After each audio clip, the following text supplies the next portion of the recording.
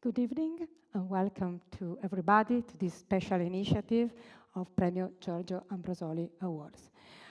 I would like with me here on the floor Consul General Francesco Variale.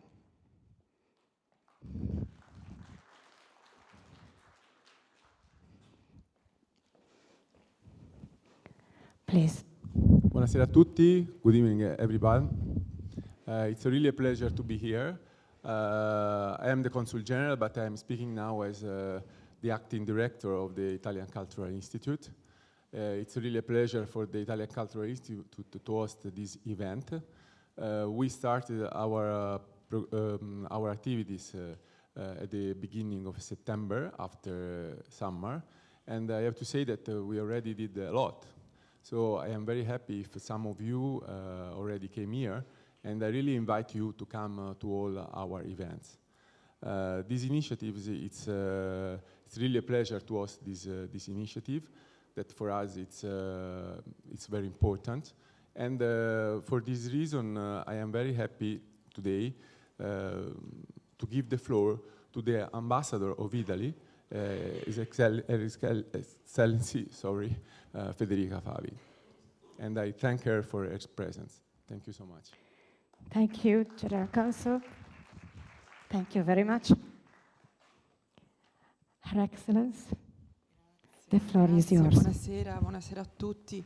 È un po' irrituale per l'Istituto di Cultura avere eventi in inglese, proprio perché questo è il posto per eccellenza dove promuoviamo la lingua e la cultura italiana, ma l'obiettivo della serata è soprattutto quello di trasmettere il modello italiano, l'esperienza italiana, le best practice italiane in materia di contrasto alla criminalità organizzata e alle mafie in un ambiente, in un contesto il più internazionale possibile. Quindi è questo il senso della lingua italiana. I would like to thank Giorgio Ambrosoli Foundation for allowing us to have this discussion today on the rule of law at the Institute of Culture of Italy in Brussels. I would like also to thank the staff of the Institute of Culture and its acting director, Consul General Francesco Variale.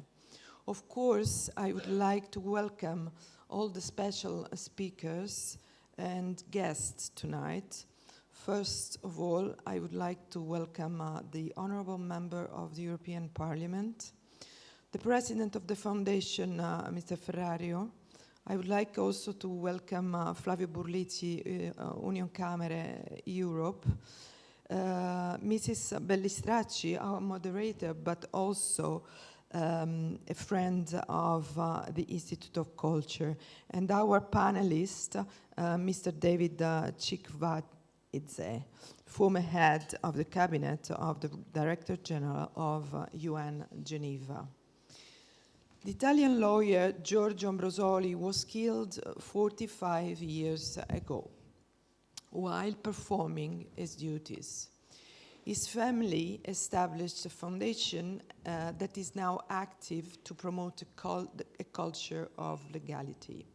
Among their activities, there is the homonymous award that awards people or group of people who have distinguished themselves for the defense of the rule of law through the practice of integrity, responsibility, and professionalism, even in adverse conditions of pressure or illegal conduct. The Embassy of Italy in Belgium is particularly sensitive to this matter. Over the last months, we held 3 events aiming at raising the attention on the culture of legality and the fight against organized crime. First of all, we held a presentation of the Observatory Foundation on Crime in Agriculture and the Agri-Food System in cooperation with Coldiretti. We also host a meeting with the high-level officials of the Italian Economic and Financial Police. And we have a financial police attaché at the embassy based in The Hague. We also organized a seminar on artificial intelligence digital at the service of justice. It was held at the residence and organized by us together with the Brussels office of Kerki and Davos.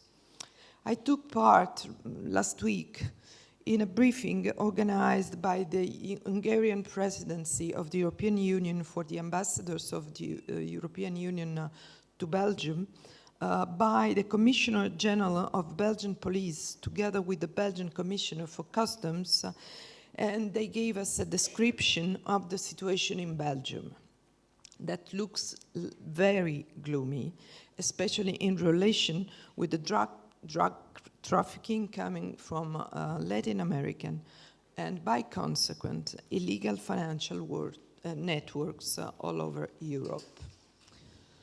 We want to honor Giorgio Ambrosoli by recalling many aspects of the fight against national and international criminal groups, especially in the economic sector tonight. As far we will talk about the relevance of the civil society, the law enforcement, and the need of prevention. I wish you to have a very successful discussion, and thank you all for being with us tonight. Grazie. Thank you very much, Her Excellence. And now, this moment is mainly functional to record the event for dissemination. So we will have to show you videos in photos in Italian and in English.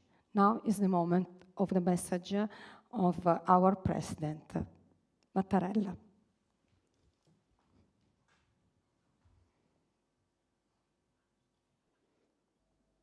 Il premio Ambrosoli rappresenta proprio per questo un messaggio e un'occasione per riflettere.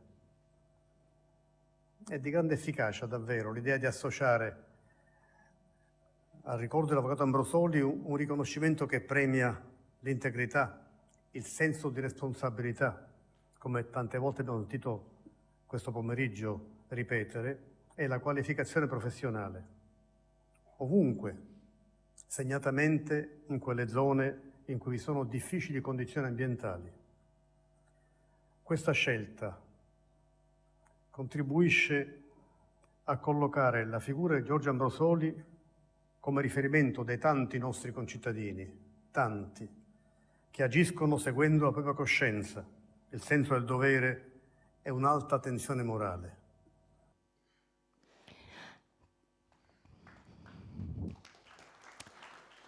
Thanks to our President, and with us, the President of Foundation Premio Giorgio Ambrosoli, Ferrario, is here with me on the floor.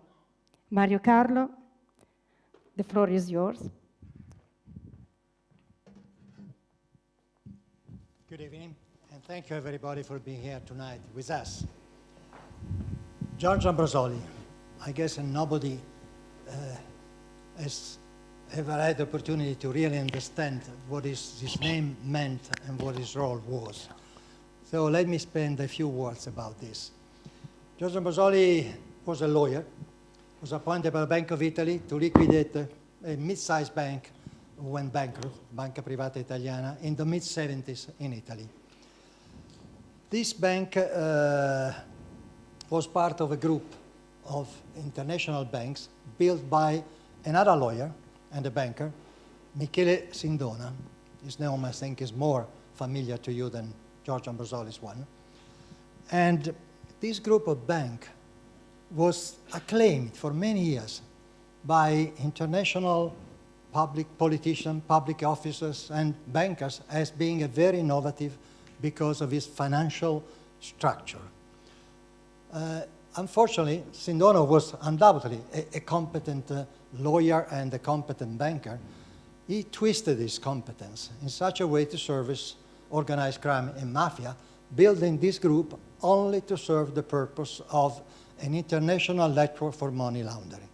And this is the reason why Giorgio Ambrosoli was killed, because he exposed this structure to public knowledge. Of course, this was not acceptable to mafia. So Premio Giorgio Ambrosoli was founded 12 years ago.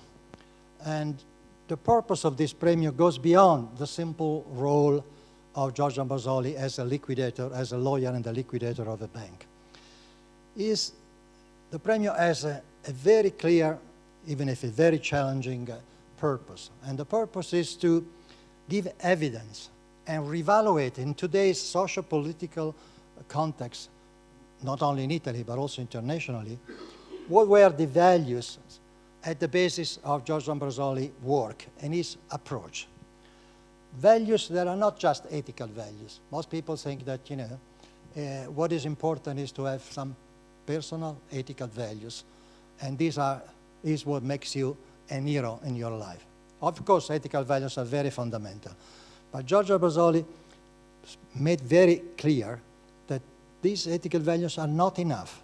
It's not enough to be in compliance with the legislation and to behave in compliance with the norms and the protocols, because this many times can be a way to really avoid the actual meaning and the actual sense of this legislation and not to realize what the purpose for what they were enhanced. It is important to apply knowledge of the legislation and apply integrity into the scheme of professional competence and personal accountability to make sure that the public interest is effectively realized. Simple word, apparently, but if you think of what they mean in reality, it's very difficult, and very difficult for everybody to do. We have, over the years, given the award to almost 80 individuals who in Italy have tried to match these values and this professional competence which is required for public interest. Very difficult, and even more so, once you have done what you think is right, you find yourself isolated, abandoned by the social society. This is why the premio is also focusing very much on the role of civil society and the role of what we call intermediate bodies, which include also professional groups, professional industrial representation, like we will hear tonight some the representative of the industrial groups. But this is, again, is not enough. It's very important that this will become a sort of personal accountability to pursue public interest. The logo we see here is integrità, professionalità, responsabilità. Integrity, professionality, accountability. And why is so important that the three of us work together? I think that's part of what we want to promote today and in the future. It is the interlocking of these values. It is the way they are put together to work for something which is joint to ethical values. And it's the difference that it makes between being a professional that's simply compliant with the laws and what he's supposed to do. But the meaning of Giorgio Ambrosoli's work goes beyond like this, all of this. And I think this is also an important purpose that we have for our foundation and for the Premio. And his work has given evidence that in the Italy of the 70s, late 70s, early 80s, the Italian industrial system was developing at a very slow pace because it was a closed system, because there was a significant limitation of legislation for corporate legislation and fiscal legislation, as well as financing and banking legislation. Most of you don't know what it means having to control what you send, what the money you send abroad. But it was not allowed to do in Italy to anybody, to any citizen. Even if you were a business, if you had to deal financially, internationally, you had to go through a complicated system of approval through special organized by control by Bank of Italy. This is not the way to become an international economic power. It was not possible, and we were limited in our competition. The Work of Giorgio Ambrosoli evidences this limitation and were at the basis of future changes legislation that made Italy what became in the late 80s and in the 90s and also today. Our idea, the Premio, is just to continue to go on analyzing and understanding these evolving powers and the role of this evolving power together and what needs to be done by the political action in order to keep the Italian economy competitive at international level.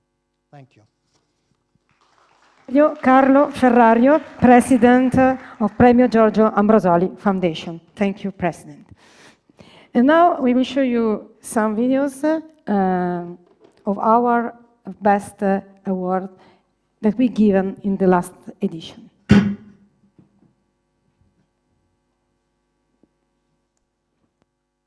Vogliamo riuscire a trovarci in imbarazzo per le tante storie da proporre.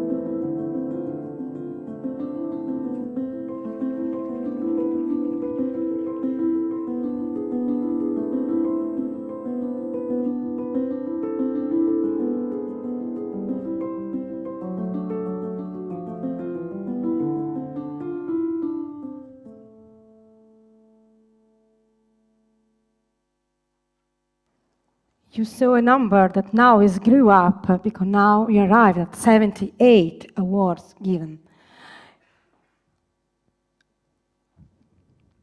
Now, Perché Confcommercio è qui? Perché Confcommercio sostiene questa iniziativa?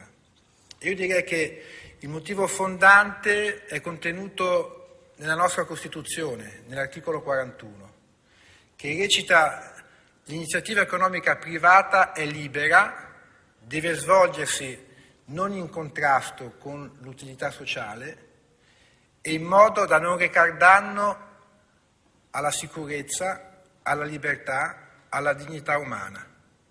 Laddove c'è racket, laddove c'è usura, laddove c'è corruzione, laddove c'è criminalità organizzata piuttosto che quella predatoria, la cosiddetta criminalità di strada, noi siamo al fianco dei nostri associati, a loro tutela, insieme alle forze dell'ordine, insieme alla magistratura, insieme alla società civile, perché solo così riusciamo a essere protagonisti nell'attuare quei principi di libertà, di sicurezza, di dignità umana che sono citati nell'articolo che ho detto prima.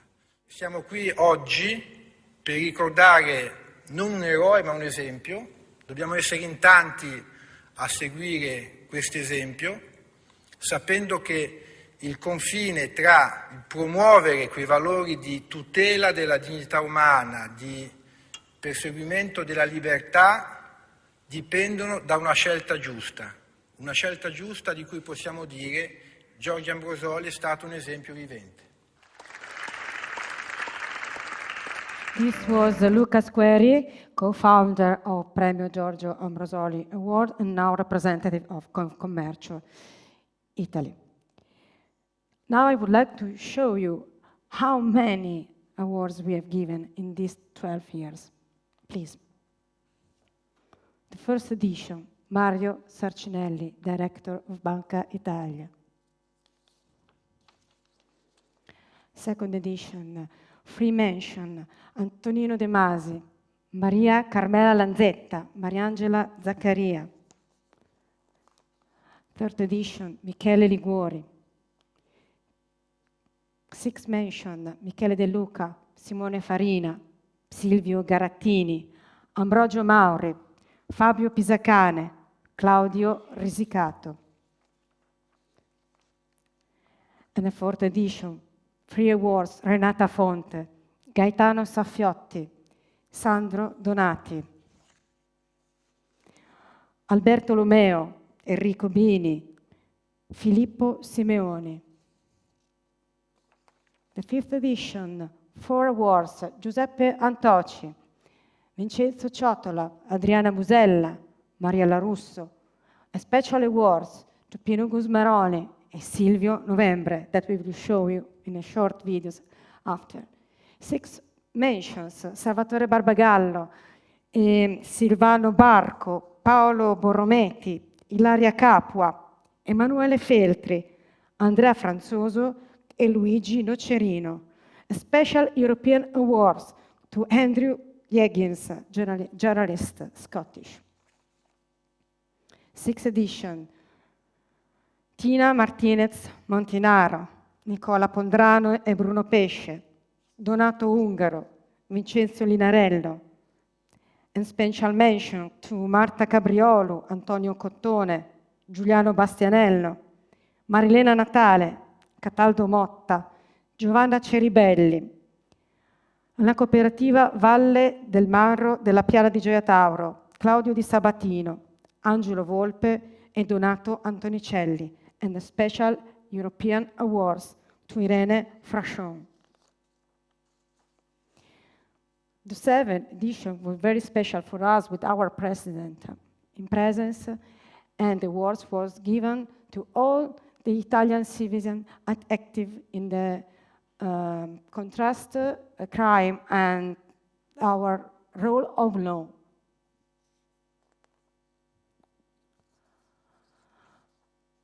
The 8th and 9th edition was a special edition because we have had COVID, so we give this special awards to all the people close to the Italian that are that protect the rule of law. 10th edition, 4 awards, Giovanni Castaldi e Claudio Clemente, Lea Garofalo, Giorgio Boris Giuliano and Roxana Roman. 4 mention, Maurizio Bortoletti, Antonello Colgiu, Rossella Pera, Giuseppe Piraino.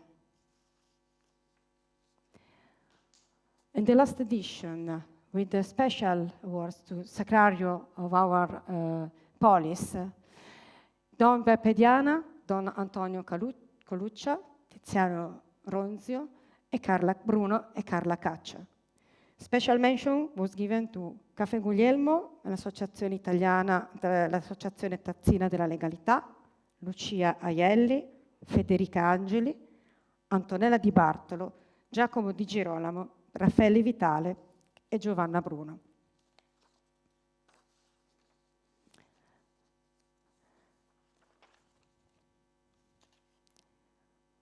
Now a little short video of Mario Sarcinelli in the first edition.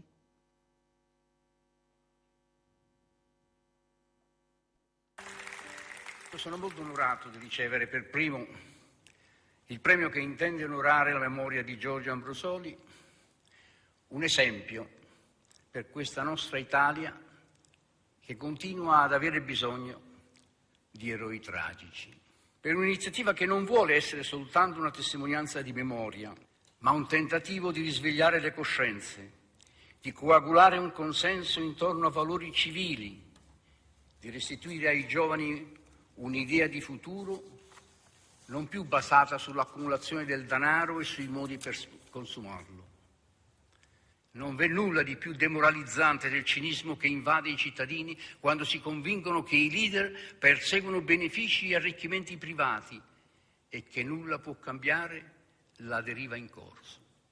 L'Italia, purtroppo, è molto vicina a un punto di non ritorno. Nonostante le cure chirurgiche di mani pulite, le metastasi della corruzione hanno continuato ad invadere il tessuto economico, sociale e politico della nazione. Una riscossa morale, deontologica, è l'unica che può condurlo al salvamento. Dice Seneca in uno dei suoi ammaestramenti a Lucilio: per tanto tempo bisogna imparare, per quanto si continua a non sapere, se prestiamo fede al proverbio, sino a quando si vive. Grazie.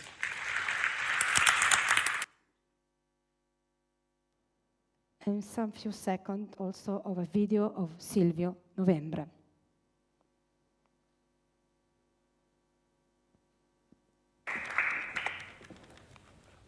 Buonasera, io sono molto emozionato e quindi poi dopo il pezzo di bravura del nostro storico me la caverò male. Sono stato chiamato a rendere testimonianza del modo di comportarsi e di fare il proprio dovere dell'avvocato Giorgio Ambrosoli, commissario liquidatore della banca privata italiana di Sindona.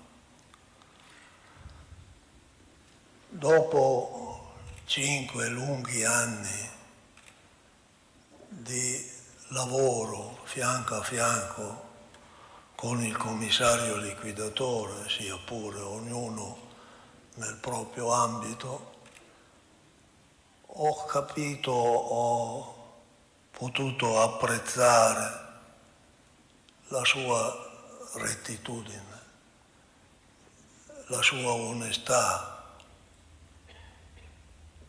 il suo modo di esigere da tutti quanti l'osservanza delle norme, l'osservanza delle leggi. L'avvocato Ambrosoli ha combattuto per l'affermazione della libertà di dire di no. Lui avrebbe potuto, volendo, dire tutta una serie di piccoli sì e avrebbero sistemate le cose in maniera completamente diversa. L'avvocato Ambrosoli ha detto sempre di no, no al tentativo di corruzione, no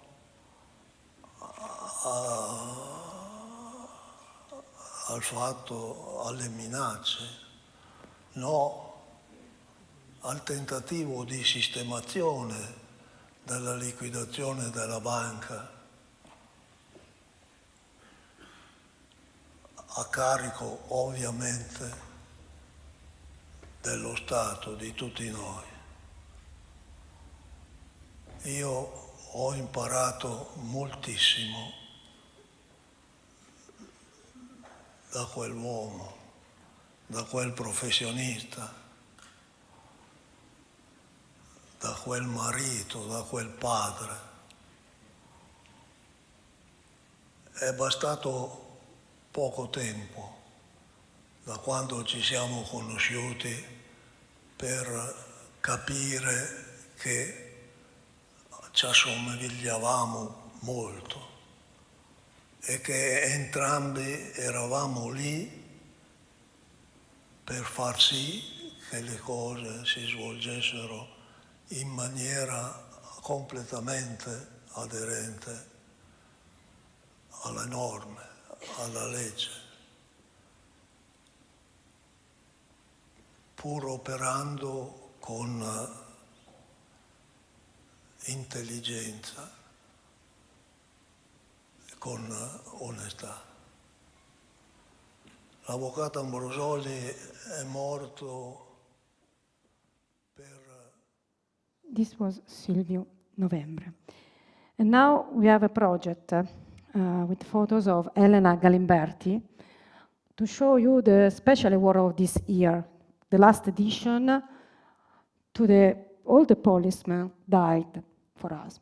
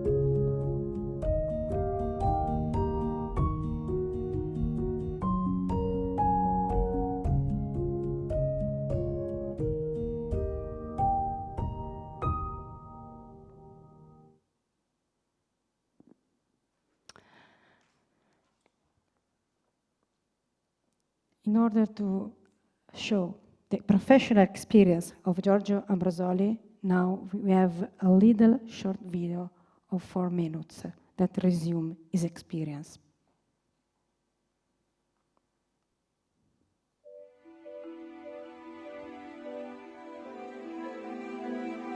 Nel dopoguerra, il banchiere Michele Sindona, che durante lo sbarco alleato in Sicilia nel 1944 da giovane avvocato aveva sviluppato contatti con Cosa Nostra a New York, costruisce un impero finanziario internazionale che raggiunge il suo apice nel 1974, quando viene definito salvatore della lira e uomo dell'anno in Italia. Sindona, il più brillante uomo d'affari del mondo.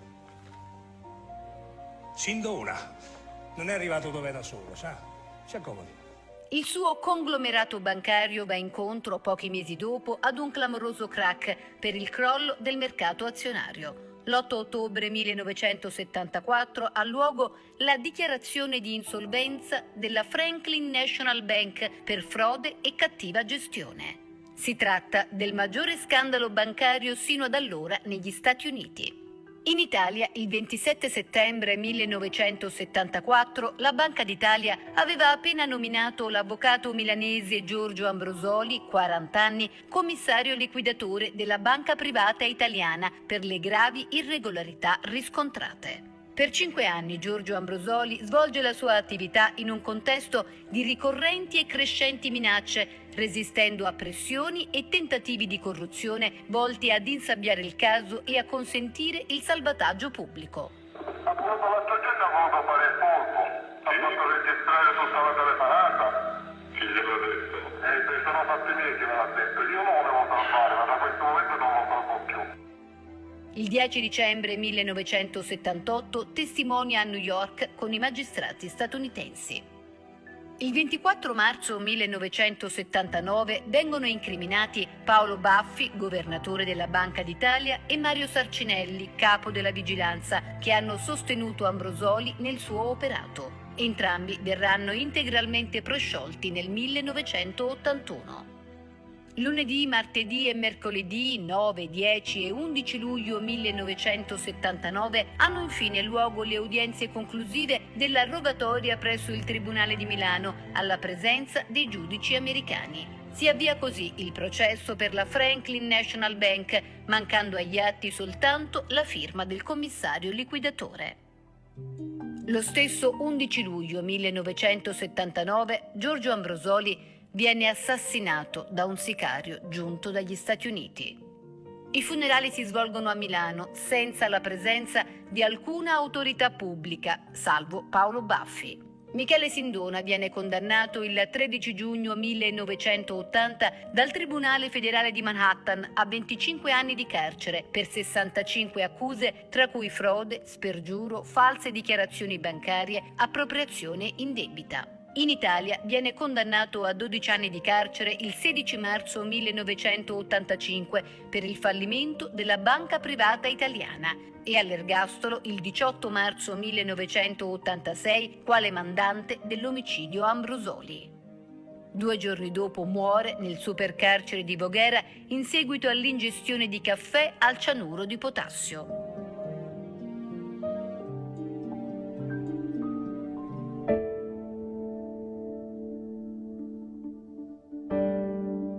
La figura e la vicenda storica di Giorgio Ambrosoli hanno generato un lascito culturale e tecnico di grande rilevanza. Le metodiche di indagine, la vigilanza nel settore bancario, tornata di grande attualità con la crisi dei mutui subprime nel 2008, il giornalismo d'inchiesta, la filmografia civile, la divulgazione televisiva civile, il ruolo della società civile tramite la ricerca storica, l'associazionismo, il teatro, la musica, l'intitolazione degli spazi urbani da parte delle municipalità.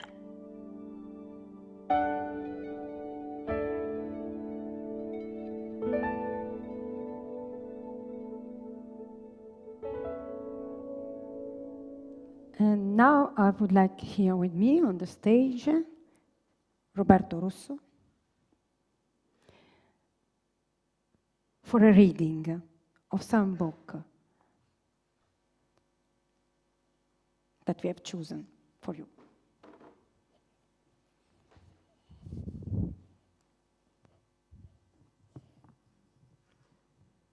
dal libro Qualunque cosa succeda di Umberto Ambrosoli. Nel 1964 papà ha l'occasione di specializzarsi nel settore fallimentare e più in particolare in tema di liquidazione coatta.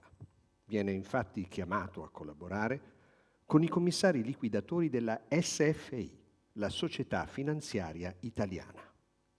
In quel 1964, nella galassia di SFI, gravitano decine e decine di società, attive a livello internazionale nei settori più disparati, dall'agricoltura all'energia, dall'informazione all'alimentazione e anche all'immobiliare.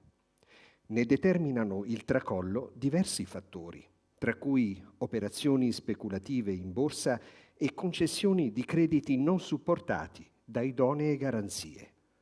La società non solo è stata negligente nella tutela e nell'incremento del valore sociale, scopi primari di una società, ma sembra anzi aver perseguito interessi diversi. La sua azione di raccolta del risparmio si era di per sé svolta ai limiti della legge, dato che la SFI non era una banca. I piccoli investitori erano stati allettati ad affidare alla società i propri risparmi, con la promessa, inizialmente mantenuta, di interessi superiori a quelli delle banche. I commissari cominciano a costituire un gruppo di lavoro e cercano un collaboratore per il versante giuridico. Il commendator Tesi chiede consiglio all'avvocato Tegami, noto professionista milanese che fa il nome di Giorgio Ambrosoli. Alla SFI, a capo dell'ufficio titoli, lavora Pino Gusmaroli. Col passare del tempo diventerà un caro amico di papà, così come avvenne con altri componenti del gruppo di lavoro o consulenti esterni, tra i quali il professor Vittorio Coda, Elio Cerini, gli avvocati Bubi Pollini e Sinibaldo Tino. Per anni papà si dividerà fra lo studio di Corso Magenta e la sede dei liquidatori della SFI, prima in piazza San Pio XI, poi in via Rovani. Con il suo lavoro non arriva solo a individuare comportamenti illegali e fatti delittuosi o a formarsi un giudizio sulle qualità etiche e deontologiche dei responsabili della SFI, ma si spinge a valutare e riflettere sul sistema delle regole e dei controlli, scorgendone l'inadeguatezza, l'arretratezza e l'insufficienza rispetto all'evoluzione del settore finanziario. Dal libro Dolore, orgoglio, memoria di Francesca Ambrosoli. Mio padre è sempre molto impegnato, parte presto al mattino e rientra a tarda sera, se non di notte. Il 4 ottobre scopre che a occuparsi del caso Sindona ci sono anche una ventina di finanzieri. Li incontra in banca, dove seguono le loro piste di indagine e partecipano alle perquisizioni di uffici e abitazioni private dei dirigenti dell'istituto di credito. Gli uomini della Guardia di Finanza si insediano al quarto piano, proprio negli uffici riservati a Sindona, fino a pochi giorni prima. Papà si rende conto che la collaborazione tra lui e i finanzieri può essere di vantaggio alle indagini. Chiede soltanto, e ottiene, di interfacciarsi con un solo uomo. Sarà il maresciallo maggiore Silvio Novembre. Mio padre e il maresciallo lavorano molto insieme. Il confronto è serrato, quotidiano. Collaborando cercano di capire i meccanismi e i rapporti che legano varie società all'impero di Sindona, la strutturazione delle operazioni che nel tempo hanno consentito a chi aveva guidato la banca privata italiana di far uscire dalla stessa una ingente quantità di risorse per finalità certamente estranee a quelle bancarie. L'8 ottobre, pochi giorni dopo il crack della banca privata italiana, l'organo di controllo delle banche nazionali dichiara il fallimento della Franklin National Bank di New York, controllata da Sindona. Negli Stati Uniti da tempo erano in corso indagini e nell'estate l'istituto di credito era già stato sospeso dalle quotazioni in borsa. Dal libro Un eroe borghese di Corrado Staiano. Ambrosoli è stanco, ma allegro, cordiale. Sembra sollevato da un peso, un esame temuto che ha avuto un buon esito. Per 3 giorni è stato interrogato come testimone al Palazzo di Giustizia dal giudice istruttore Giovanni Galati e dai giudici e dagli avvocati arrivati dagli Stati Uniti per una rogatoria ordinata dalla Corte federale di New York, che ha per argomento la bancarotta della Franklin National Bank di Michele Sindona. Le risposte di Giorgio Ambrosoli, commissario liquidatore della Sindoniana Banca Privata Italiana di Milano, hanno grande importanza per l'istruzione del processo della banca americana. Quella sera accenna alla rogatoria ai giudici e agli avvocati americani, ma solo per dire che tutto è filato liscio. Si era preparato con cura e i difensori di Sindona, che contavano molto sulla rogatoria milanese per alleggerire la posizione processuale del loro cliente, sperando nella smagliatura delle risposte dell'avvocato, tornano a casa incattiviti. L'ultima udienza è finita nel primo pomeriggio. William E. Jackson, Special Master del Distretto Sud di New York, è già partito per gli Stati Uniti.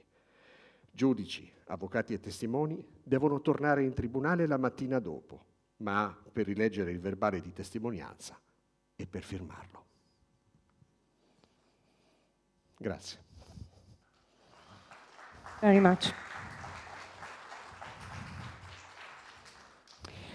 But the Premio Giorgio Ambrosoli Award is also a project, cultural project. Now we show you some photos from a project of Nicola Bidau that give us a special point of view of where Giorgio Ambrosoli has been working and has been living.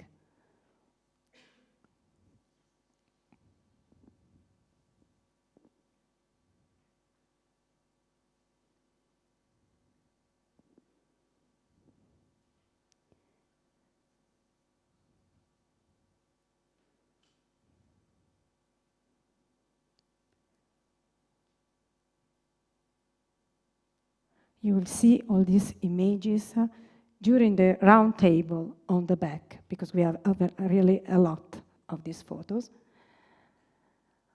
Another cultural project was by Gianluca Buttolo that produced for us a graphic novel, La Scelta.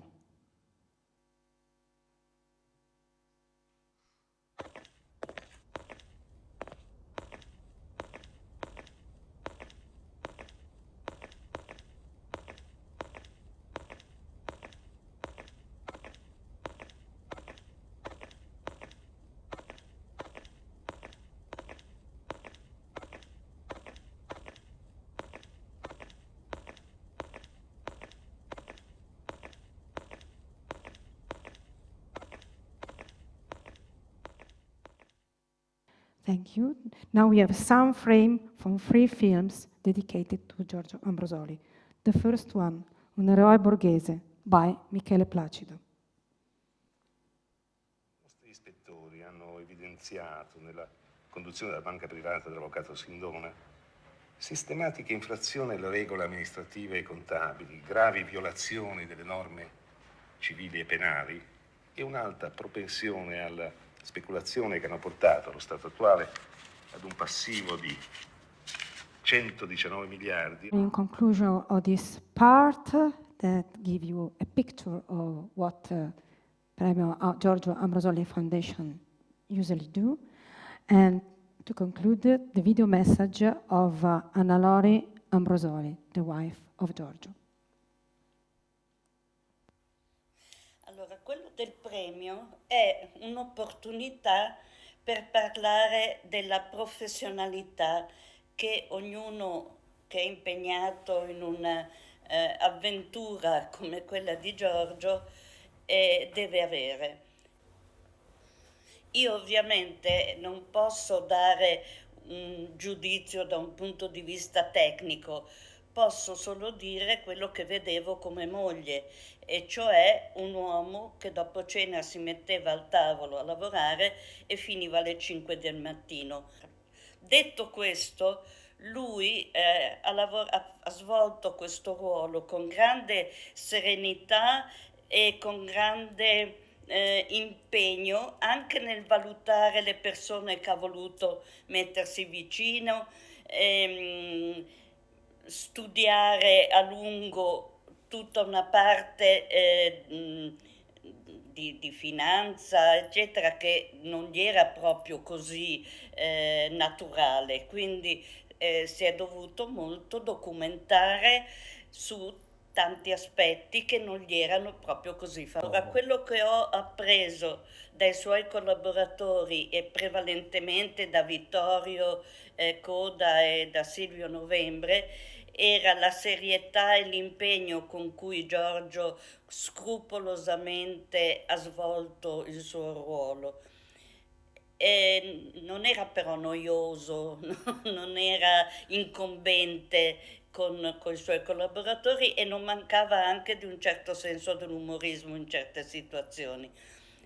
Perché per lui era importante svolgere quel ruolo con serietà, con impegno e con il modo di documentarsi in quella che era una materia che non era proprio quella, non aveva fatto la Bocconi, aveva fatto l'avvocato, quindi ha dovuto scoprire tutto un nuovo mondo in modo molto, molto serio e impegnato. To Anna Lori Ambrosoli, this part is now arrived to the end. Now, here on the stage with me, I invite David Cichweidze, former head of cabinet, director general in Geneva, Col Giloshai, University of Bruxelles, Giulia Ranghiero from DG Home, and Stephanie Holling, UNODC. Thank you for this drum table. Fabio Burlizzi, Union Camere, here in Bruxelles, and my colleague co-founder, Paolo Bertaccini Bonoli, member of the Council of Premio Giorgio Ambrosoli Foundation.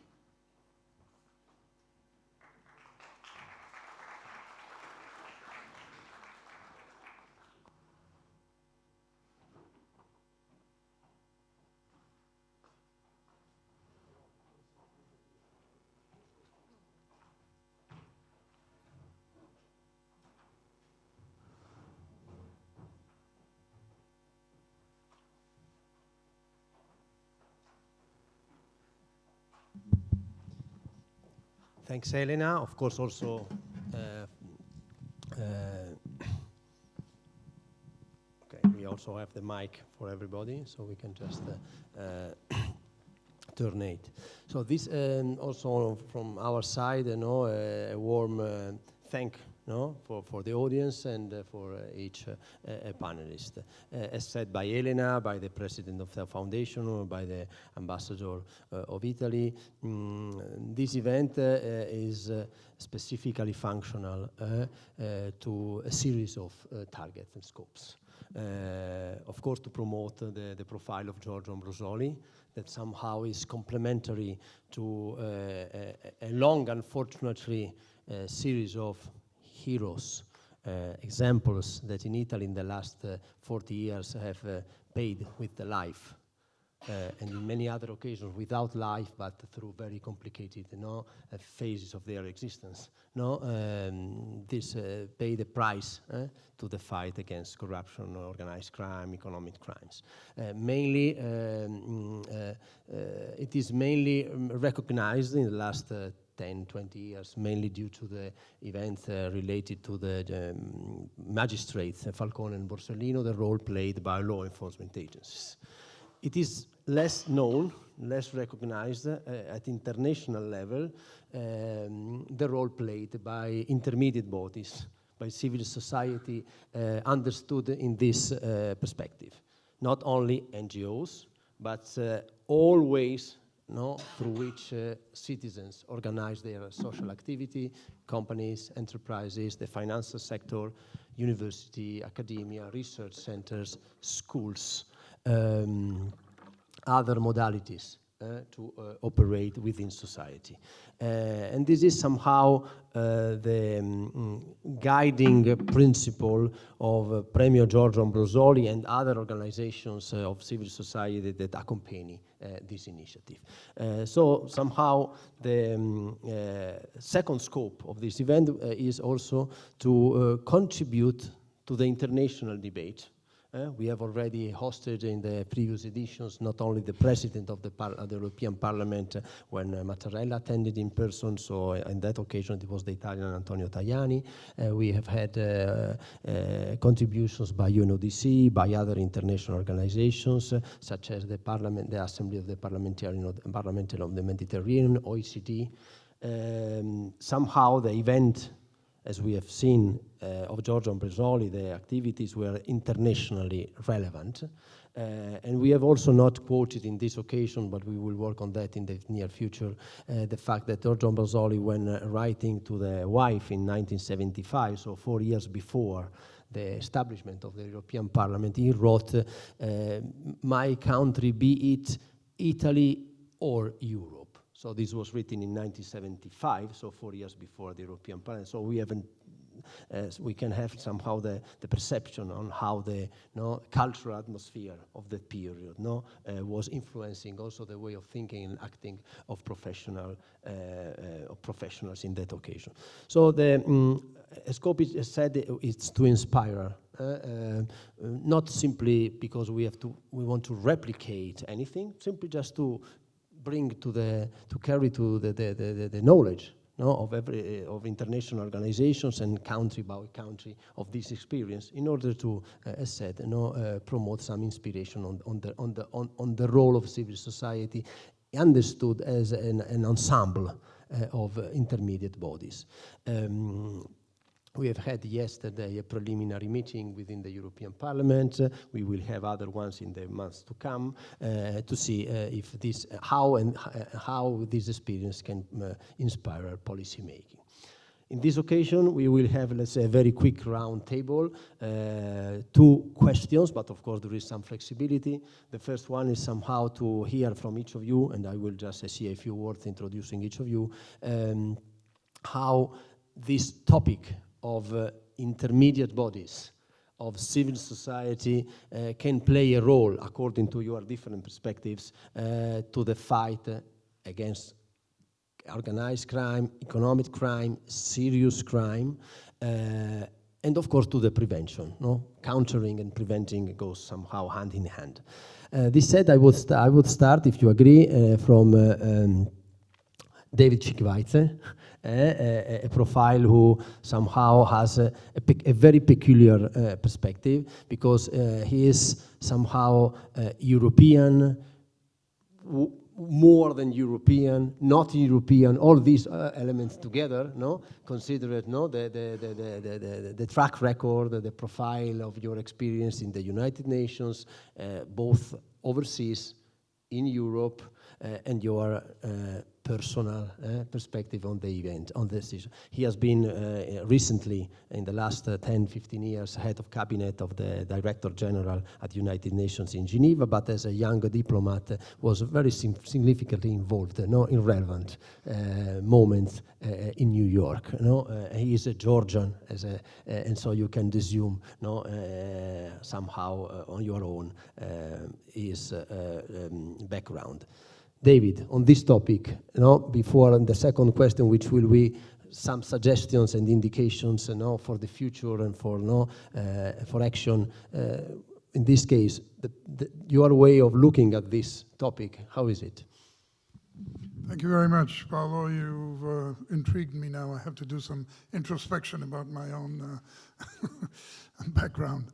I would like to first start with thanking the organizers, first and foremost, the Giorgio Ambrosoli Foundation, the Rule of Law and Society Network, for the work that they're doing, and for the Italian Cultural Center for hosting us here today, and for the European Parliament for being an absolutely essential partner here. You know, more than a year ago, if I were here, I would have probably conveyed greetings from somebody in the United Nations. But I'm now free. I don't have to do that. However, I see the importance of the work that we need to do together with the entire world. As I was saying yesterday, Italy is a leader, first and foremost, in that it has long ago recognized that it has a problem and it is combating this problem. I think many other countries need to do this, and the international community needs to do this on a sustained basis. The intermediary, as you say, role is absolutely essential, and the United Nations has always looked at civil society as we call it a multiplier in many respects, because the international organizations themselves, they cannot reach on the field level everybody and everywhere. So the civil society writ large, whether it's a non-governmental organization, whether it's foundations, et cetera, universities, what have you, they have frequently more reach. The United Nations has a rule of law division in the Department of Political and Peacekeeping Affairs. They do great work on the ground, especially in countries where there's a developing sort of institutions and so on, sensitizing the police to human rights, etc. But you know, this work needs to be done not only in developing countries, it has to be done everywhere. We can all benefit from this. And I don't want to talk too much, but I just want to identify a couple of issues, concepts rather, that we need to bear in mind as we work together. And I think to begin, you know, in these discussions, I think the person and the soul of the true martyr, Giorgio Ambrosoli, is looking over and probably supporting this work in ways that we cannot even comprehend. But when we work on this, we need to bear in mind that we need to define what is corruption. It can have many ugly faces. It also has political face. It has, frequently it is at the basis of conflict. There is also a side definition, which is the economies of war. And they are over minerals, over networks of trafficking, et cetera, et cetera. Those countries, and you know, in the UN, we usually try not to name countries, which is not always good. We name problems. The aim of those countries who don't want to be, you know, in the working for these issues, they come up with terminology discussions. What is rule of law and what is the rules-based order? And that definition, that dichotomy, leads us nowhere. And it's a gimmick to not work within the rule of law. And lastly, I'm speaking way too much. Lastly, I think we have to identify and bear in mind the elephant that is already entering the room. This is the artificial intelligence. And for all the benefits that it can bring, artificial intelligence brings the danger, four main dangers. One is to the military misusing it. The second is illicit economic activity. The third is creation of a total fake world. And the fourth, of course, is that it will act as a steroid for organized crime. And I think these issues need to be borne in mind. And bearing in mind, indeed, the magnitude of the problem, I think countries individually need to follow the leadership of Italy and and come up with understanding of their problem, and they all need to join hands through international organizations, bilaterally, in whatever way, with civil society, because this hydra has too many heads and tentacles, and it has to be addressed together. Thank you. Thanks, David. And we will have now, in a few minutes, again, the opportunity to not just to wrap up everything, but just to establish some ideas to the work to be done in the months to come, building upon this experience and other experiences we are connected with. I would take the opportunity, given that the multilateral perspective has been given from the United Nations, just to move now to the multilateral. It is no longer multilateral because, as we all know, that the European Union is already a sort of embryonic state, so it is a very interesting perspective. But anyway, it is an environment where 27 states and other related states are anyway operating to coordinate the elections. And the perspective of DG Home in this occasion on this topic is very well welcome. Giulia Ranghiero, DG Home, please, the floor is yours to share with us some observations and considerations on the topic. Thank you, Paolo. Good evening, everybody, and again, thank you for having me here in this great panel with some familiar faces. So it's always nice. So I work indeed as a policy officer in the Director General for Migration and Home Affairs in the anti-corruption and integrity sector. So we really try in my sector and more broadly in DG Home and European Commission, we really try to prioritize the role that civil society has when it comes to, in my case, fighting and preventing corruption. We try to do that through three main, I would say, work strands. The first one is really what we started last year in May 2023 with the anti-corruption package. The package includes a joint communication on the fight against corruption. And in that communication, we clearly state that fighting and preventing corruption is a joint effort, which means that it's not only something that needs to be brought forward at EU level, but needs to be addressed at national, local, regional level, and most importantly, with comprehensive role play with European Commission, with the civil society, with international organizations. So it's really a joint effort. And to address this, we established the EU Network Against Corruption, which brings together in the same forum international organization representatives, European Commission services and European Union representatives, but also national authorities and civil society. So we are really everyone who is active in the fight and the prevention of corruption is in the same room at the same time to discuss topics that are of common interest. And tomorrow we will have the second plenary, so that's also the right occasion, I would say. And indeed, we will have representatives indeed from international organizations. For example, in this case, Steffi will be joining as well. So that's why it's also nice to exchange from time to time and to keep a good, I would say, communication channel on this. As a second point, we clearly monitor what goes around in member states, in this case, on the prevention and repression of corruption with the rule of law report, which I imagine that most of you at least know about. So the rule of law report includes 4 pillars. The second one is anti-corruption.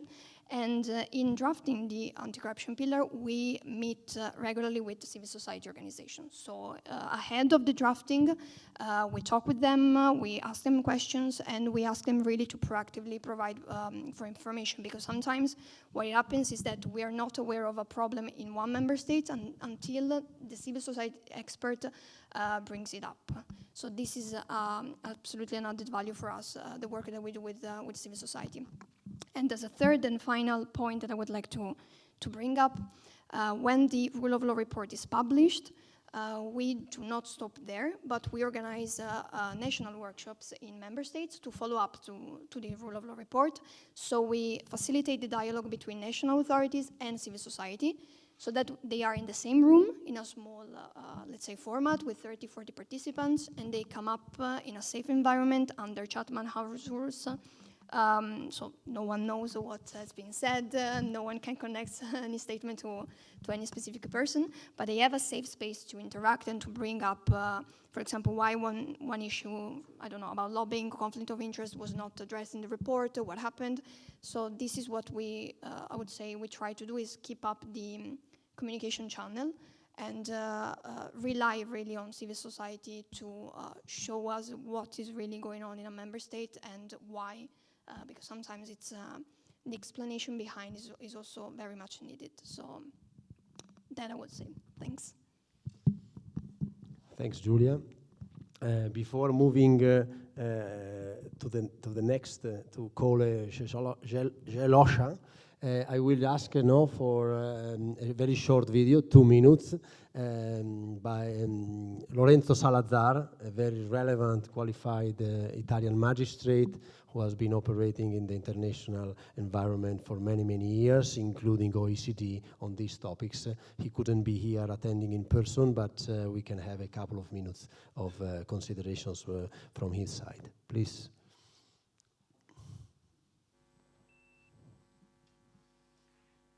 Good morning. My name is Lorenzo Salazar, and I spent most of my professional life working with European and international cooperation in criminal matters. United in diversity. This is the European motto, and this motto also perfectly fits the different personalities and histories of Ambrosoli, Falcone, Borsellino, Dalla Chiesa. We all know their names. What not anyone may be aware of is the heritage they left for the creation of a real European criminal law area, in particular with the purpose of incriminating their participation in a criminal organization.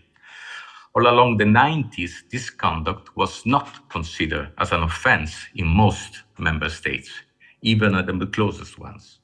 Our mafiosi were not arrested nor extradited from the Costa del Sol in Spain, nor from the British Islands, since the diversity of legislation prevented an effective judicial cooperation. The way forward for the solution of the problem was inspired by the strong conviction of Falcone that the convergence in the wish to cooperate among bona fide judges and prosecutors of different nationalities is stronger than the divergence of the laws. Inspired by these ideas, in June 1998, the European Union Ministers of Justice and Interiors, for Italy there were Giovanni Maria Flick and the future President Giorgio Napolitano, achieved an imaginative and courageous compromise. All member states were obliged to incriminate participation in a criminal organization, though they were left free to choose among the Italian mafia-style incrimination or the Anglo-Saxon. No matter the model chosen by each member state, the Italian or the Anglo-Saxon one, cooperation had to be granted, mutual legal assistance provided, and criminals eventually extradited. Journalists said Italy has exported Article 416 bis in Europe. I say we found a brilliant compromise for achieving a common goal: more efficient cooperation against international crime in a Europe with no more internal borders. Yesterday as today, the diversity of legislation does not and must not prevent us to be united, notwithstanding our diversities, in the fight against organized crime and terrorism. Thank you very much for your attention. As we have heard, the multilateral environment becomes more and more crucial to address problems. Maybe, as we all know, things move slowly, but sometimes it's more important to move slowly in a coordinated way that moves quickly, isolated. So it's just a difficult combination in all these environments. This said, I would move forward to a friend already. We know each other since already many years. Cole is a Belgian that has somehow a relevant view on the Mediterranean, his Albanian origin, and his studies in Italy, and somehow a personal attention to these topics. So also he got studies and occasions of analysis on these topics. So he is currently a researcher at the related, connected, additional to his professional activity at the Université Libre de Bruxelles in other university and environments. So, from your point of view, what kind of considerations would you like to share with us about the role of intermediate bodies in all this scenario? Good evening. I just want to greet the arrival of l'onorevole. Buonasera, ben arrivati. Thank you, Paolo. I will just join, because he's speaking much better than me in English, so to David to thanks everyone. And each time that Paolo is presenting David and myself, I have the impression I have also to go back to the family history. So thank you, Paolo.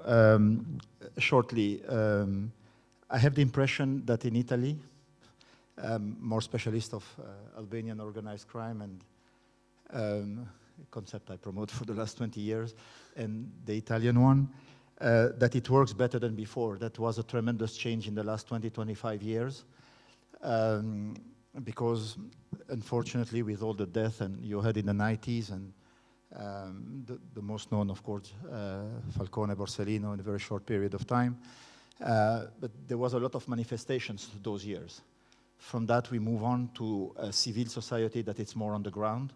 I was in Piani degli Albanesi no later than last June, and there is in the main street a big house where they commemorate Piano della Ginestra in 1947, and they do a lot of actions related to education with the kids and the environment there, which is an environment which is closer to what they call the winners of the Second War of the Mafias in the 80s. So I think it works much better than before in Italy. We just don't have manifestations anymore. We have people on the ground, from Campania, Casale di Principe, a lot of changes, Corleone pure, too. So I think it's much better than before. And what you said is also important about the voice, and you hear about the issues coming from the civil society, sorry. Knowing that in English, when we are approaching these terms, it's usually said that the civil society, it's not politics or economics.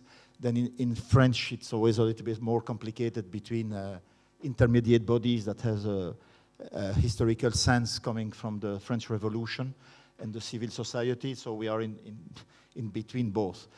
Just to end up here, come back to the voice and what we hear and what we know. Tommaso Buscetta was saying that defining organized crime or mafia, or Cosa Nostra for the Sicilian ones, it was saying that it was criminality, intelligence, and omerta.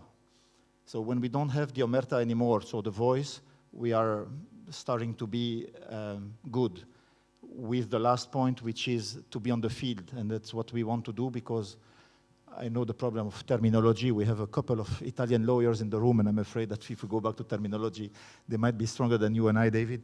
But I think it's quite important to be on the field. And just to finish with a famous saying of US President Obama, who was saying that it's easy, and around him he was surrounded by, of course, very clever people, but he was saying, I have all these people who can say in a very complex way, they can define why a problem has arose.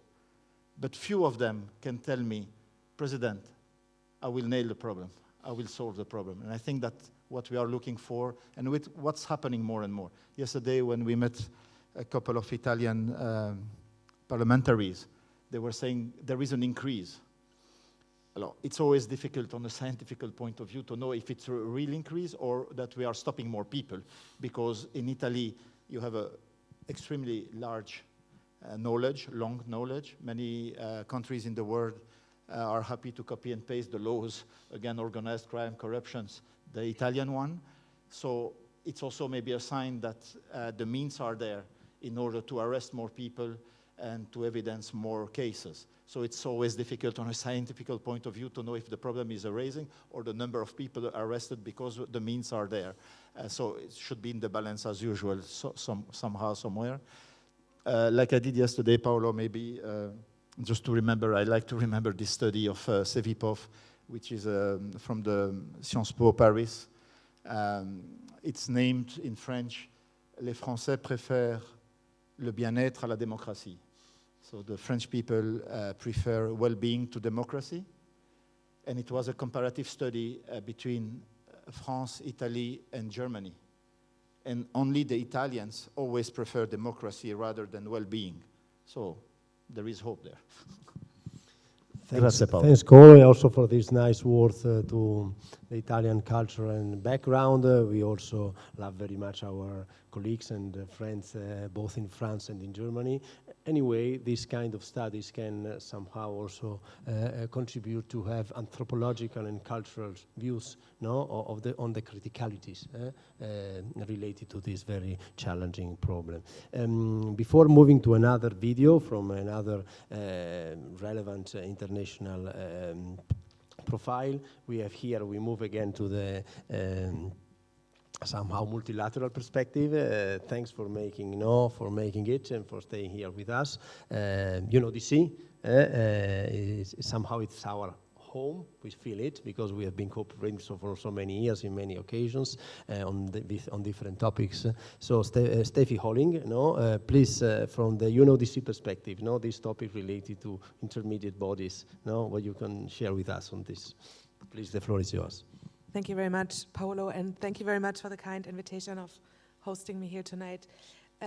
So I work at the United Nations Office on Drugs and Crime in Vienna, which is the guardian of the United Nations Convention Against Corruption, which has currently 191 member states, so almost the whole world is a party to it. It's very far-reaching, and it addresses corruption and economic crime from the perspectives of prevention, criminalization, law enforcement, international cooperation, asset recovery, as well as technical assistance. So it's really broad, and it has a review mechanism where it's a peer review system where two countries always travel to a third country to assess the implementation of this convention and really kind of give a deep look at what's in place in terms of policies, institutions, operations. Is it working, and what needs improvement, or what is working? And one of the topics is civic space, access to information, public participation, the role of civil society, media, journalists, etc. So we see in our work positive trends. We also see negative trends. I don't want to go so much into civil society because I knew I was one of the last speakers, so I'll use this to talk about something else, because I want to look at the intermediate bodies, and I'll use this to talk about something very specific, but it's one of my favorite topics. So I want to look a little bit at the role of so-called gatekeepers or professional enablers, so lawyers, notaries, accountants, arts dealers, auction houses, real estate agents in facilitating corruption, but especially in assisting with the laundering of the proceeds of crime of corrupt officials, but also transnational organized crime groups. So I'm a lawyer, so I gotta say not all lawyers are bad, but some are, and it only needs one. So I think you all know about the Mossack Fonseca case in Panama, for example, where there was 27 accused that stood trial for facilitating money laundering in the billions for heads of state, football stars, etc. They were all acquitted, which I personally find quite tragic. But so let's look a little bit at the kind of ambiguous role I thought that so-called gatekeepers play in the world of corruption and organized crime, because there's a lot of crime in this world, and then the corrupt officials as well as the organized crime groups, they cannot just put their millions in the bank. They have to hide them somewhere. So they depend on lawyers, on notaries, on accountants, and others to hide this money. And there's a lot of money involved and very little risk. So we see that a lot of progress has been made in anti-money laundering frameworks over the last 20 years, but at the same time, there's also ginormous gaps remaining, and we've seen in our work that 95% of countries have gaps in their financial integrity system, and specifically in their anti-money laundering rules. So there's a lot that needs to be done, and the lawyers and notaries and accountants are kind of one area, but it's one that's significantly overlooked because banks are regulated and banks are supervised, and it works to a degree. They're all aware of their obligations, but my gatekeepers are not. So there's two ways basically that they can assist in facilitating money laundering. They can do it willingly, where they're the perpetrators, or they can do it unwittingly, where they're basically abused for this purpose. And that's something where there also needs to be some more awareness. And I just wanted to flag kind of what their role is. So what they do is they help with transactions, they set up shell companies, they open bank accounts, they transfer assets. So they're needed for everything basically where there's money involved. So that's also kind of a somewhat low-hanging fruit when it comes to entry points for possible interventions, because without these services then corrupt actors will have a much more difficult time laundering their proceeds of crime, which in turn would really help law enforcement kind of detect them. And I just want to highlight like a few gaps that we've seen just to kind of show why there's a problem. There's a lack of regulation, there's a lack of supervision, the supervisors who are in charge, so bar associations, sometimes courts, chambers of notaries, etc., they have no idea what their obligations are. They just sometimes have never even heard of this. They're lacking capacity. If they know what they're doing, they don't have the money and the people to do this. Lack of awareness among the lawyers themselves, especially looking at small law firms. What are their obligations? They don't, they're not trained in this. There's no information sharing. There's no cooperation with law enforcement. So there's massive issues. It's a topic of passion of mine, which is why I'm talking about this. But just to sense this. Just to kind of highlight that, including in the EU, I think this should be a priority of looking at the use as well as the abuse of really legal professions and the licit economy, abuse of the licit economy by criminals to facilitate their crimes. Europol had an estimate recently that 86% of organized crime groups use the legitimate economy in their crimes. So I think this should be an entry point as well for all of us to work on. Thank you very much. Stephanie, an applause for Stephanie, for the competence and the passion. We sense that you are not only an interlocutor but an ally for the months and years to come. This goes, of course, also for the other ones. Before asking Flavio Burlit to share with us some thoughts, I will just share with all of us the video from Nicola Bonucci, another relevant international profile, former head of legal affairs at OECD and currently operating as a private lawyer, but always very much engaged in this kind of activities to prevent and counter corruption and crime. Please, the video.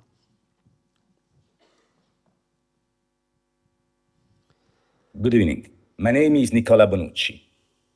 I'm an attorney at law today, but I've been working at the OECD for more than 26 years in the legal office, including 14 years as general counsel of the OECD. While I was at the OECD, I've been dealing with the setting up of the Anti-Bribery Convention and a number of other legal instruments related to governance and rule of law. And I came to the conclusion that while those instruments are essential, to limit the rule of law to the institutional and legal framework is an approach which has its limits. The rule of law, in fact, it's embedded, should be embedded in the society. The society is us, is each of us on a day-to-day basis. And if the rule of law is not looked at in a holistic way, and it is not looked at something that concerns each and every of us, the preservation of the rule of law has faced serious dangers, as we can see today. I therefore fully endorse and support this initiative of the rule of law and society. I wish all of you a very fruitful discussion, and I look forward to continue to work for making this initiative a very strong and well-known initiative. Thank you very much. Thanks, Nicola. You will just watch the recording and the event deferred. Of course, thankful to both of them, Lorenzo Saladar and Nicola Bonucci, for making the effort to record to the videos, the video messages. But it was somehow relevant to show that somehow the people here now in this room and contributing to the debate are somehow only a partial part of the partial segment of the people that after 20, 30 years operating with approach, adopting the approach of networking, creating alliances, generating synergies. Sometimes they don't work, sometimes they are slower, whatever it is. But somehow we are proud to be part of this dynamics.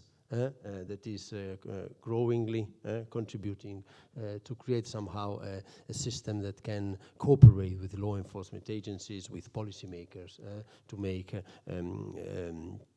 this prevention and countering policies more effective. And on this regard, the world of companies, of entrepreneurs, is somehow crucial.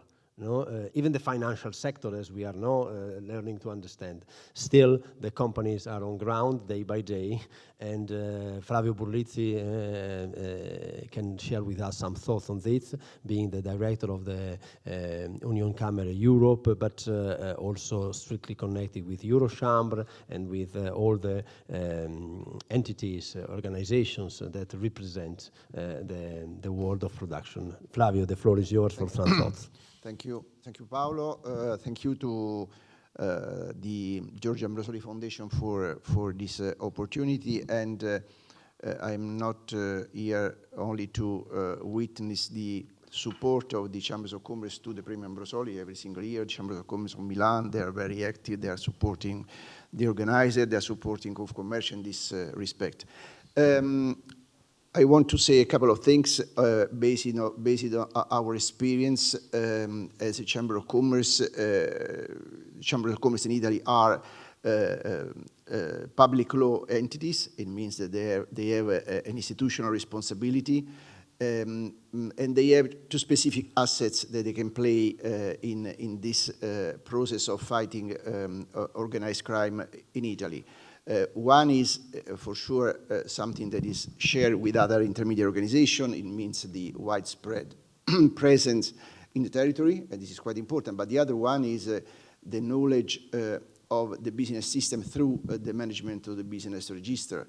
That is a place where we have plenty of information available, and we use this information in order not only to cooperate with magistrate, prosecutors, finance police, but also to create somehow partnership ecosystems at the local level in order to really exchange experience, to exchange ways of somehow acting in some very difficult territories where the problems of criminal organization is still there since years. It is increasing. I give you a couple of examples. What we have done also through project financial support given by the government, but given also by the European Union. We have created a system of monitoring sealed and confiscated assets and companies in Italy since years now. And this is a big opportunity to know what's happening really on the ground.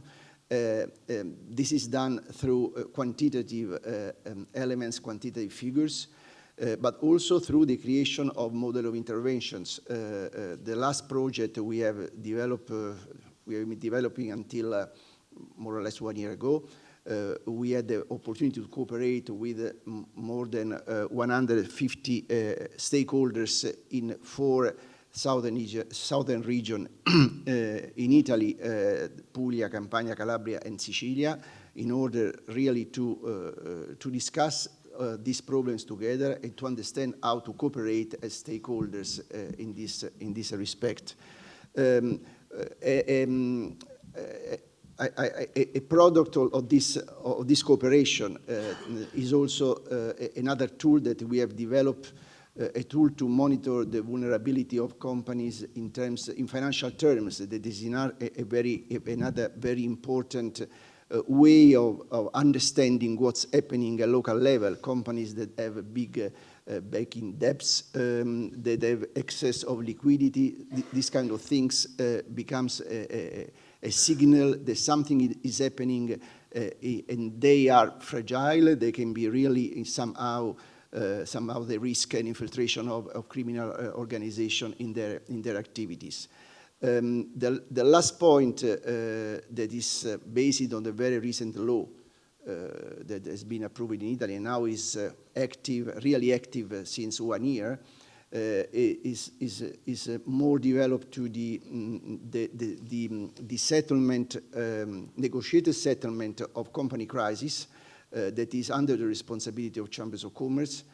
We assist companies in all the process of a negotiated settlement for this kind of crisis in order to somehow to reinforce their activities, to give the possibility to creditors to interact with them in a way that somehow the relationship between creditor and business become, through the assistance of specific experts, become easier. And this is also a signal of what's happening, and it's a signal of helping companies before they enter into this risk of infiltration of criminal organizations. And I can tell you that in the last 12 months, where this project is really increasing in terms of also of impact, we have around 1,000 of companies that have been somehow released by this big risk. And now we are really struggling in order to reinforce this activity in all the chambers of commerce, giving also the companies the possibility to be somehow aware of this tool, because it's a tool at their disposal. It's a tool that is not expensive at all. And we have also to struggle with a certain mentality of companies that they don't really want to risk any exchange with external people when they have this kind of problems. But I think it's a matter of time, and I hope this will somehow increase also at the role of chambers and the other business organizations, because we are working on this with them in order to cope with this big problem. Thank you. Flavio, very interesting, and applause also for Flavio, who has been somehow working for so many years on these topics, and still also we can also sense some passion from his side on all this. We will be in a few minutes moving to a very final short sequence of slides, just summarizing the last 40 years, but it's going to be very quick. I will go through them very quickly, showing somehow in a selection of images, and then we will open to the audience for a possible intervention. We see here possibly a couple of people who would like us to address at least a few words to the audience. Before moving to this final sequence of slides, as planned, a sequence of final statements or indications. I would say 1 minute each. David, for the future, we are not in the phase of designing an action plan.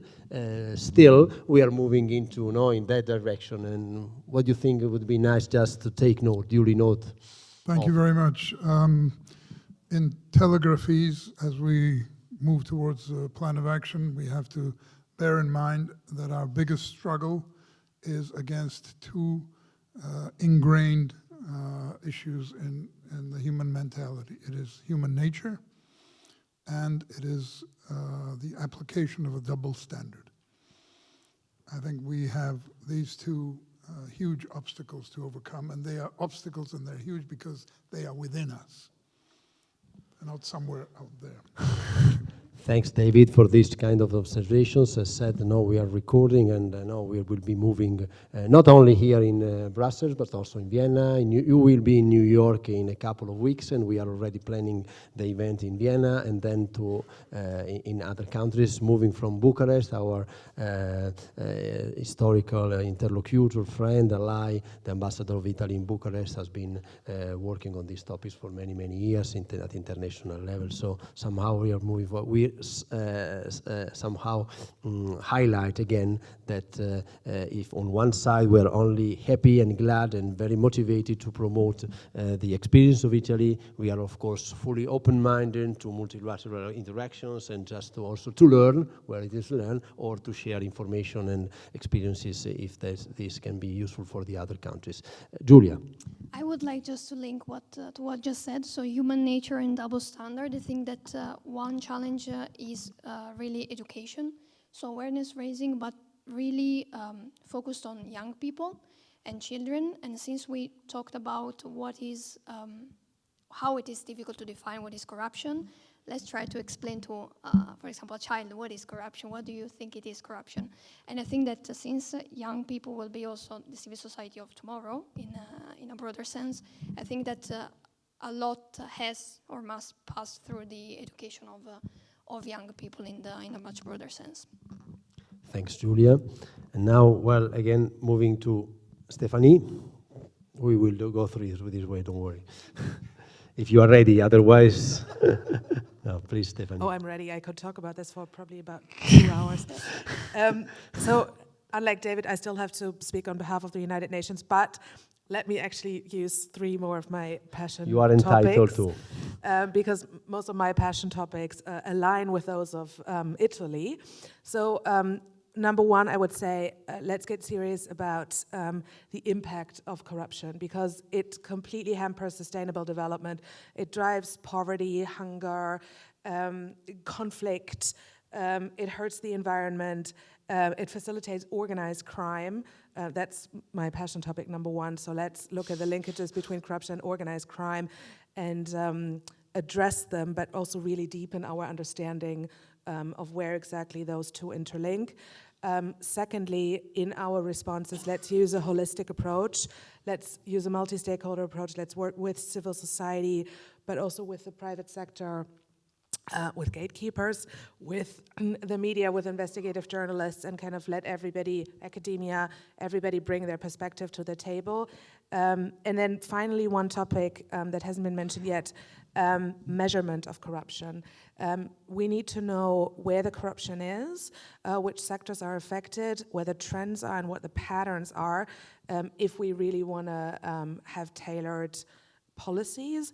And so that's a really good first step for governments, but also for the private sector, for example, to take if you really want to be serious about the response and if you want to make sure that your responses are effective but also sustainable. Thank you. Stephanie, well done, thanks. Flavio. I want just to bring to your attention my experience of 3-4 years ago and what's happening now, because Paolo knows very well. I've been trying to somehow to share with the colleagues of the other chambers of commerce in Europe all these topics and issues in order to understand how to start an activity together at the level of Eurochambers, our European Association. We have a vice president, Italian vice president, Michi Ebenus, who is very, very, very active on this and very motivated.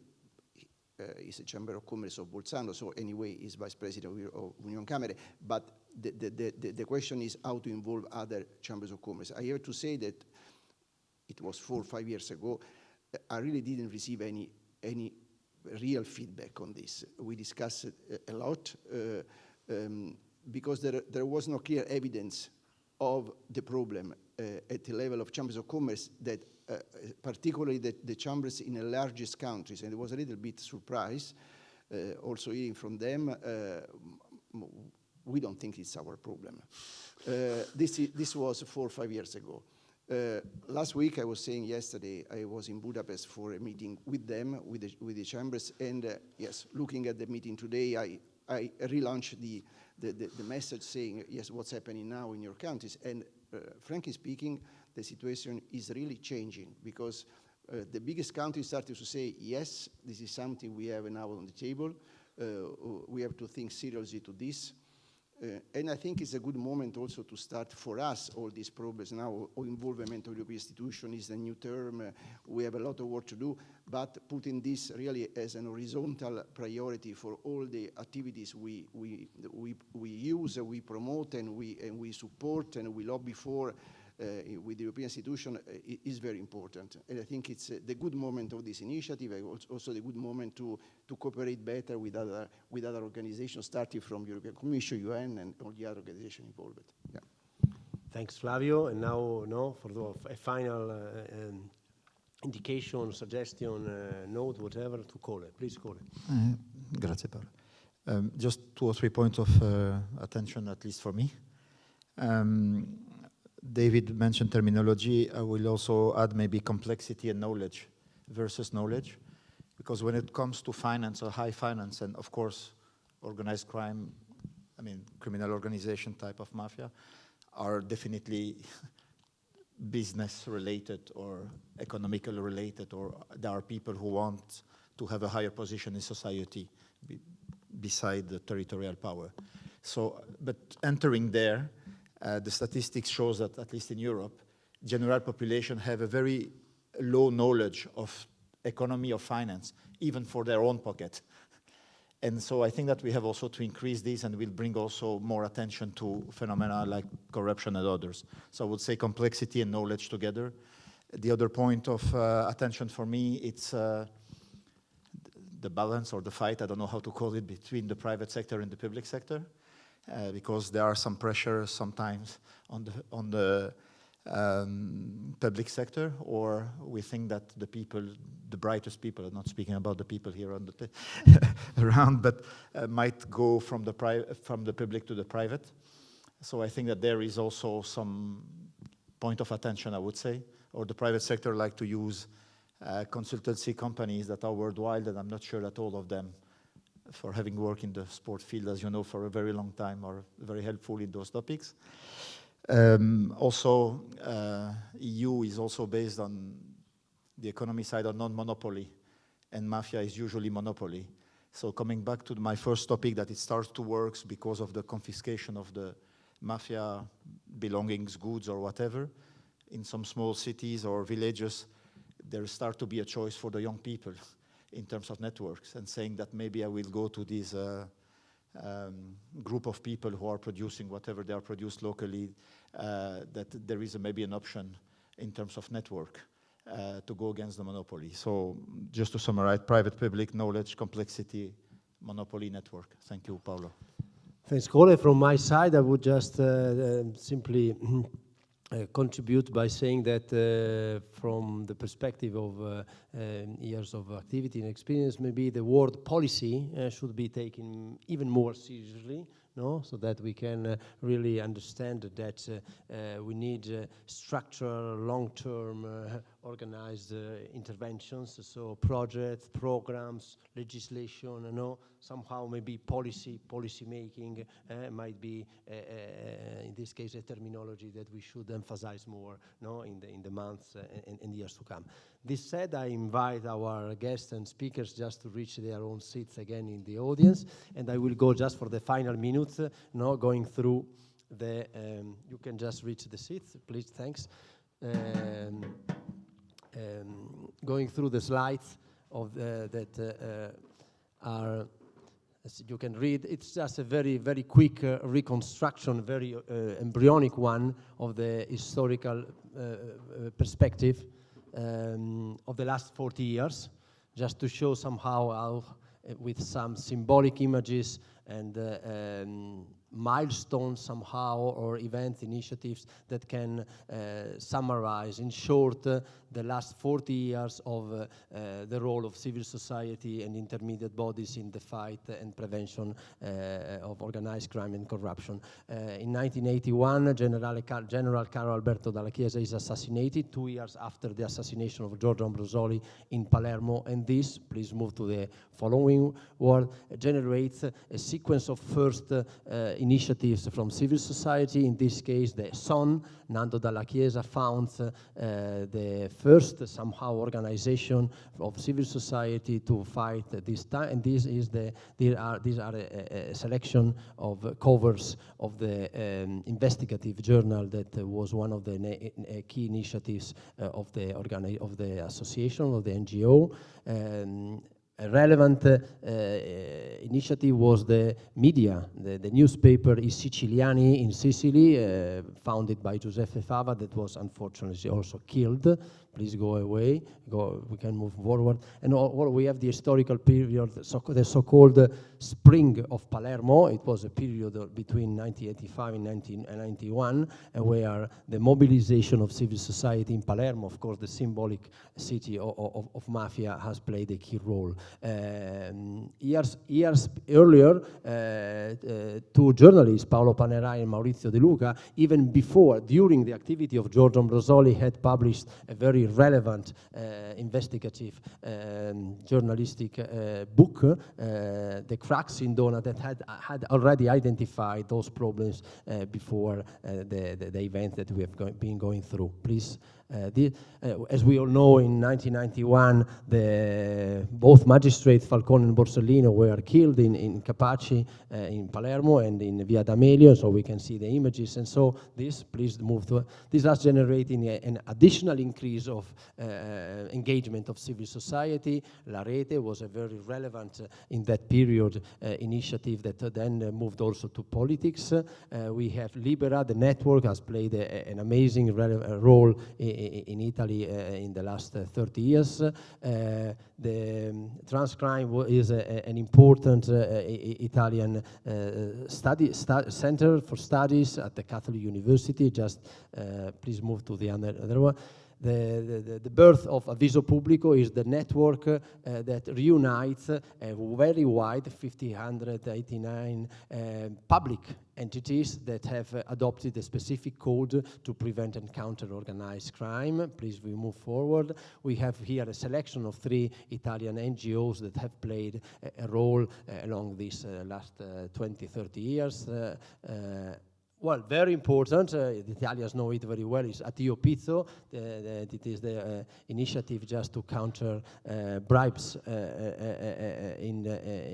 specifically in the south of Italy. We move forward. We know the important novel that has denounced by Roberto Saviano, the Camorra in Naples and in Campania. Please move forward. Based on the experience of Libero Grassi, that was unfortunately killed in 1991 to denounce, because he denounced the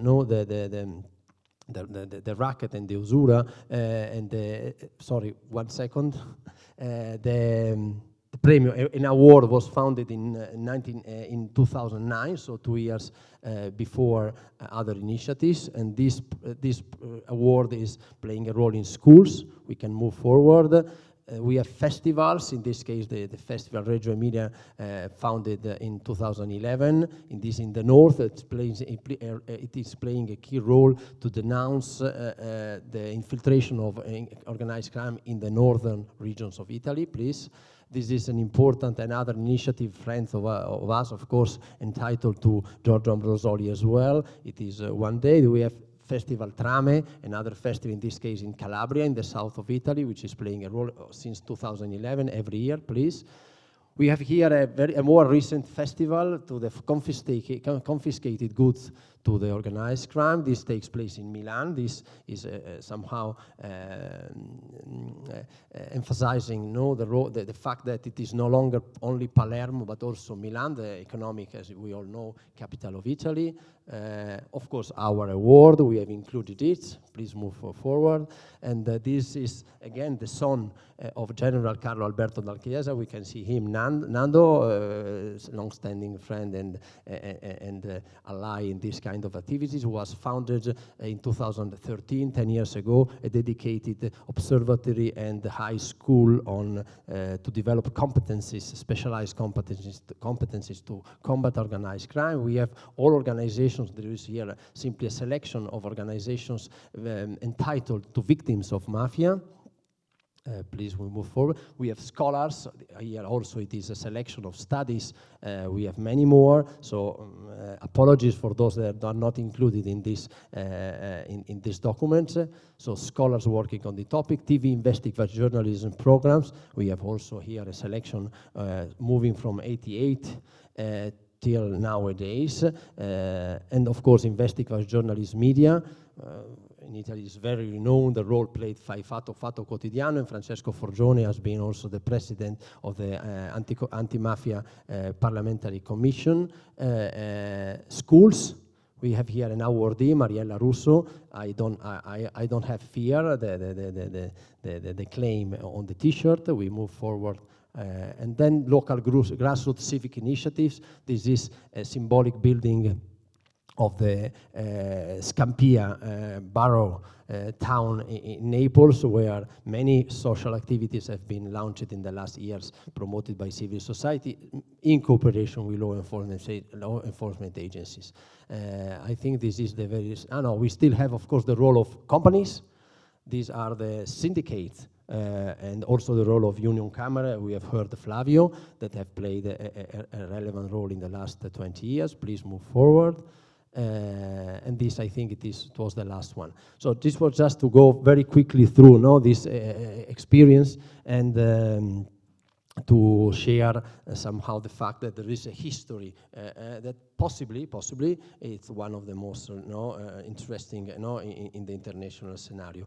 I don't see if Elena is somewhere around. Elena, if you can reach me now and substitute me now for the conclusion. Of course, the audience is invited to intervene, and if there is anybody willing to share some thoughts or to bring some testimony, we are only glad to give you the floor. Elena, so up to you to invite our guests to intervene and then to call for Mario for the conclusions. If there is someone who wants to give a suggestion or some words, we are here.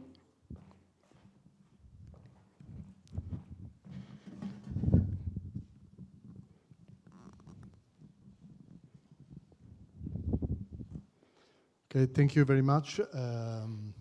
I have two considerations. No, I can speak here. You want to come? No, as you want. Okay. So, sorry.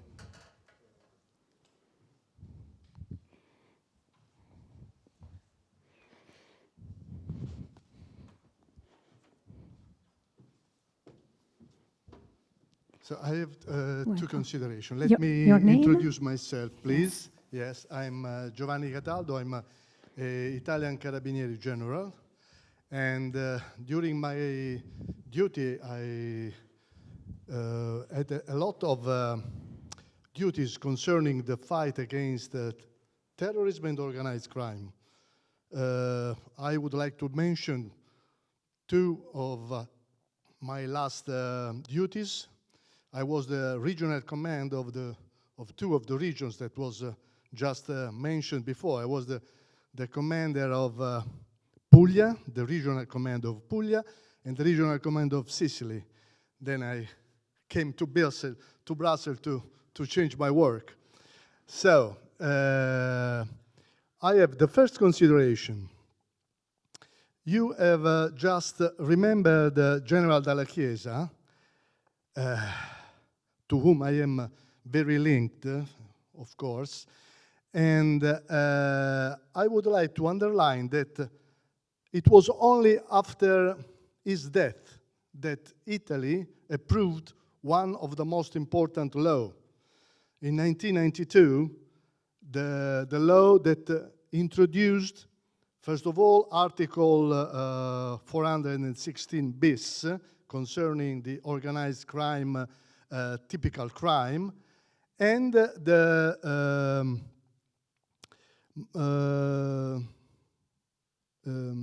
patrimonial preventive measure that I consider one of the most important tools to fight organized crime and terrorism too.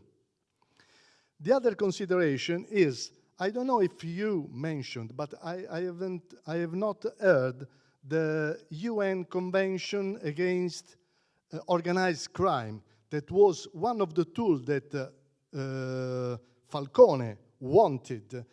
And if I don't do a mistake, it was updated some years ago during the period that I was in Palermo, so I remember it.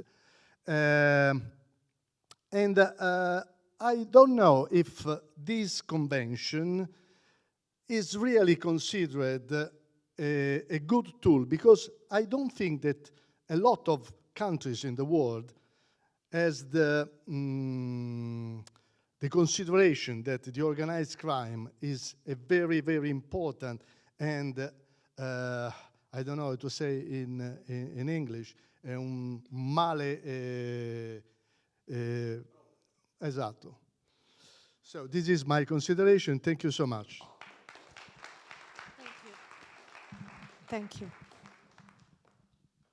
Someone else?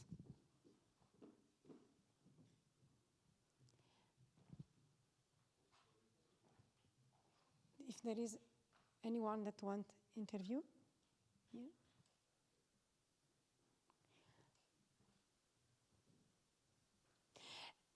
And if not, I invite our president, Mario Ferrario, here to close this moment in Bruxelles to the Institute of Italian Culture.